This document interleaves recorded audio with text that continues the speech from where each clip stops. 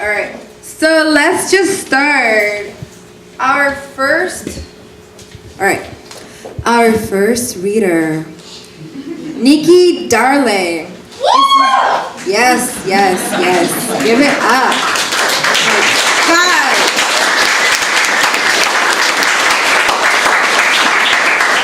All right, Nikki. Is a student in the Creative Writing Literature PhD program at USC. Her poetry, performance, and experimental essay center around subjectivity, persona, and post-structuralist methods of deconstructing literary form and meaning. She just puts that there. Her chapbook, Page Trumpet and the Purple Prose, was released on Econotextual Objects in December 2014. She is a columnist for Key CAT's Artbound and is finishing her first novel, Fade Into You, a short story of mixed race identity in the San Gabriel Valley during the 1990s. Her criticism has appeared in the LA Times, LA Weekly, Art Book Review, Tomorrow Magazine, and Public Books, among others.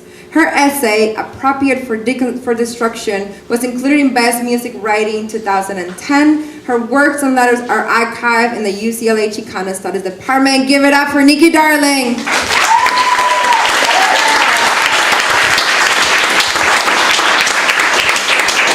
Hello, hi. Thank you, Julia, for inviting me, and Radar Productions for existing, and everyone for coming tonight. It's like such a sexy, beautiful room, and I am so grateful and happy to be here. So, a really quick something about this story. So this comes from a group of short stories. Oh, hi.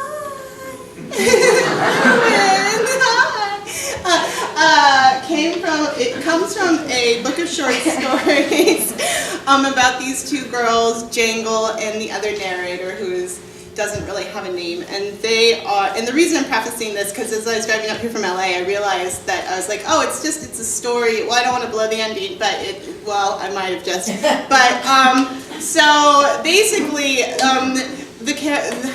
the lady lovers. So, yeah, in case you're like, why are you reading me this thing here? That's why, because it's from a larger project about. Wait, hold on. Queer Can everybody characters. hear? Can you all hear in the back? No. No? Okay. Can we get the volume up? Yeah, okay. Okay. Can you just say that? Can we get the volume up of the microphones because they can't hear in the back? Yeah, good. Commercials. Can you see me now? Awesome. Yeah. I'm also a little under the weather, so I took a Sudafed. So it's an adventure for all of us. So keep talking into the mic. Hello, and is there any way to maybe just a little? Hello? No. Hello? No. What about now? Can you hear me now? Hello? Why don't you try using this one? Cause okay. Yeah. Sure. Is it a little lower also? Yes. Let's see. I'm not you height.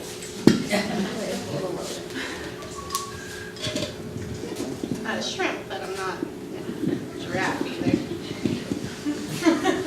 Perfecto. Thank you.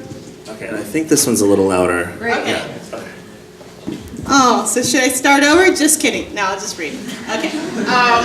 All right, so this is called The World, and it's from a book of short stories called Earth Below Us, about these characters, Jangle and this non-named other character. I let my mother drag me up and down to estate sales. I grew up in estate sales. She loved them. I grew up in an estate sale. My mother loved them.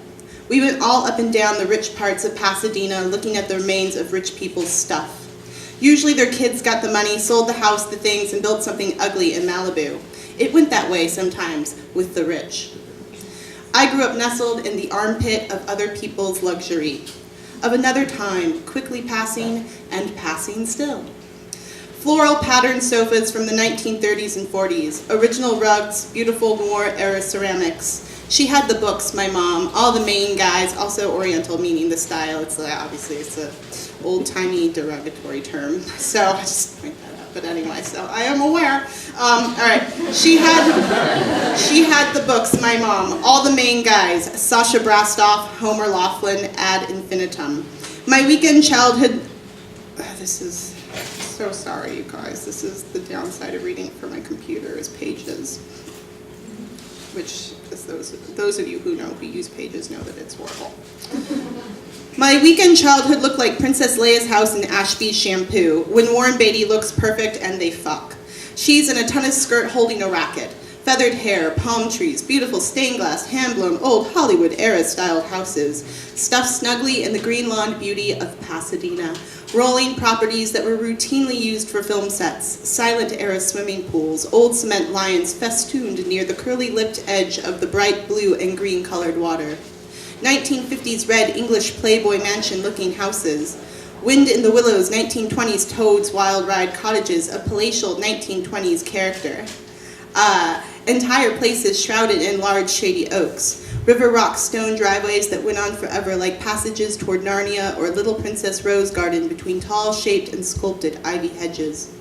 Old dark pianos glistening through clear glass windows. Rudolph Valentino mansions, the kind of place a 1950s Jack Parsons cult witch party might light up amongst the yellow and white pool umbrellas straight out of the 70s, 30s Chinatown. A beautiful fairyland of long afternoons ascending creaky oak staircases to attics shoved full of treasures. Victorian rocking horses, old photo albums with Civil War era tin prints. The families were old Californians. Most had Hispano blood and had been at one time Californios, eventually mingled with some NorCal prospectors, diluted and anglified, finally dipped in that Protestant shoe glue about 60 or 80 years back.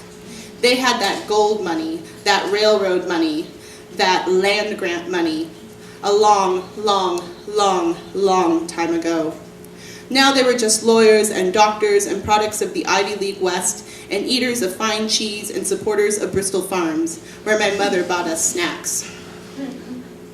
We were a couple of gypsies, interlopers into their world. My mother filled their churches with roses. She found them endlessly fascinating, herself being from an old people in New Mexico, herself being Mexican.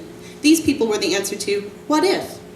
What if one thing had gone differently? What if she had been born 1,000 miles further west? What if she grew up in the shadow of Hollywood? She worked at a high-priced floral shop in Beverly Hills. She decorated celebrity Christmas trees, wedding, prom, funeral, weekly living room arrangements. She specialized and had studied Ikebana at Pasadena City College in the 1970s, while a maid at the Huntington Hotel, the pink Myron Hunt-designed Disneyland palace that she loved with all her soul. Fired for dumping a steak in the lap of a man that smacked her ass while hooting, "Senorita!" Mom wasn't obsessed with these people. She didn't envy them in any real way. Mom just liked stuff.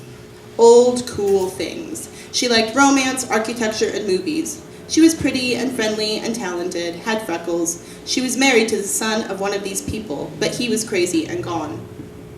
Anyway, at that point, she was already older and in line at the Blockbuster with me, digging at the hem of my plaid school uniform. Keep it tucked in.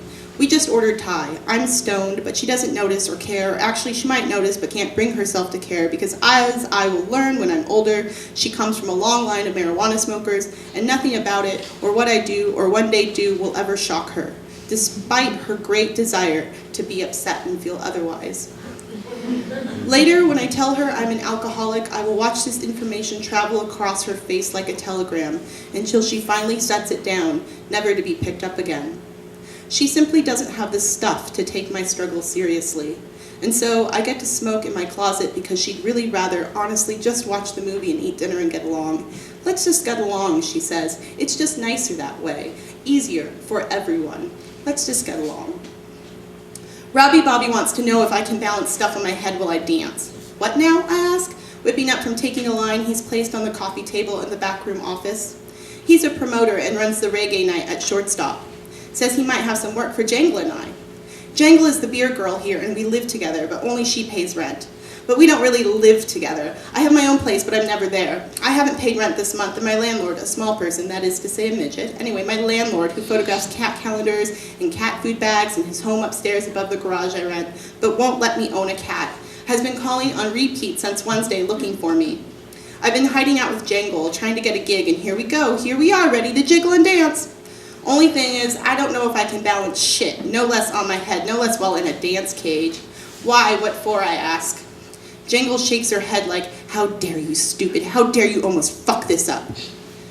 Here, have another line, she says, pushing the dollar bill in my direction, obviously trying to hush me. She can do it. She can balance stuff on her head and shit, says Jangle, answering before Robbie Bobby can respond. How do you know? He snorts, squeezing his nose and sneezing. I seen her do it, she says, grabbing the bill away from me and standing. We can do it. How much does it pay? When do we have to be there? It's at the World on Hollywood. I know what the World is, she says. I just need you guys to bounce these energy drinks on your head. That's all, that's it.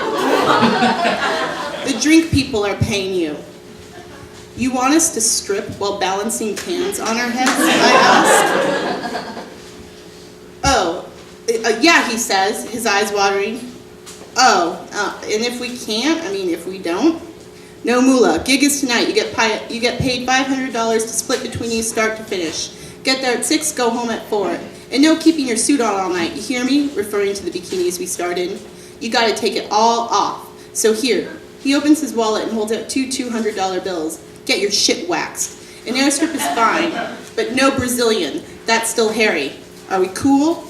Cool, says Jangle, grabbing the cash. Here, she says later in the bathroom. The World's music thumps against the stalls, making them rattle. A Latina woman, about my mother's age, sits in the corner on a small metal fold-out chair. She watches us with a glazed look of disinterest. Spread before her on the sink an array of breath mints, bubblegum, hand sanitizer, mouthwash, Jolly Ranchers in a glass bowl, and a small pile of napkins. A blonde girl in a pink spandex skirt and halter top walks out of a stall and toward the sink.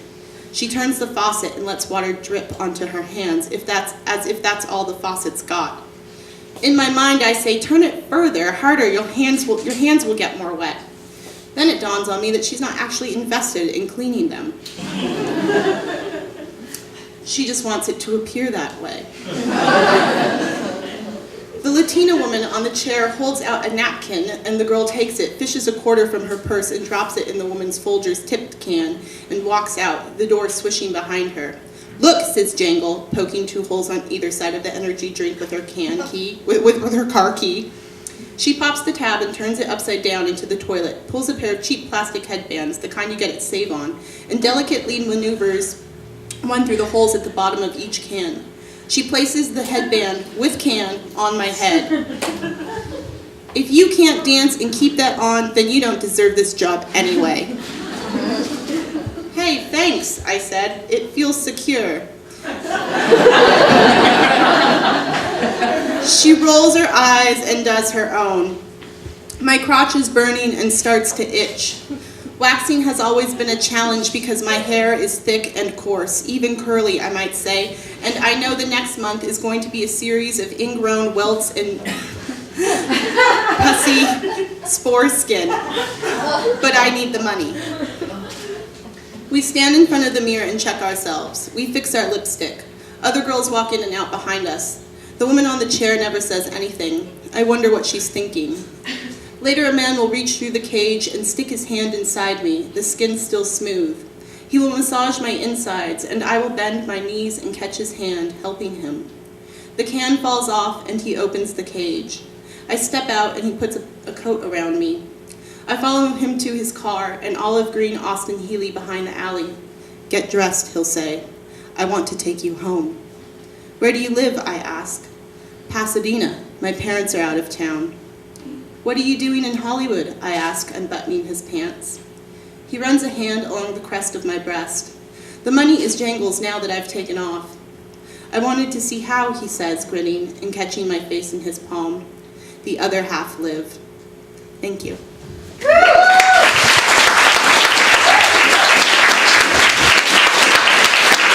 Give it up for Nikki.